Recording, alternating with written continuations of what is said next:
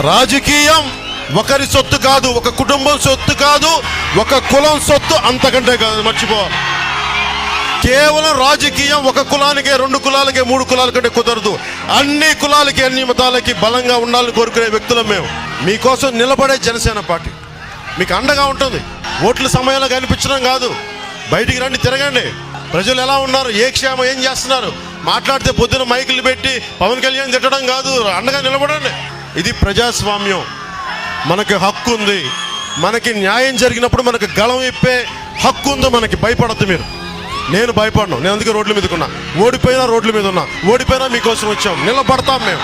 భయపడితే పనులు అవ్వవు. 151 మంది సభ్యులున్న ప్రజాప్రతినిధులు ఉన్న వైసీపీ పార్టీ ఒక్క ఎమ్మెల్యే ఉన్నాడో లేదో తెలియని జనసేన పార్టీ గురించి మీరు ఇంత ఆలోచిస్తున్నారంటే దాన్ని బట్టి మీరు అందరూ అర్థం చేసుకోండి.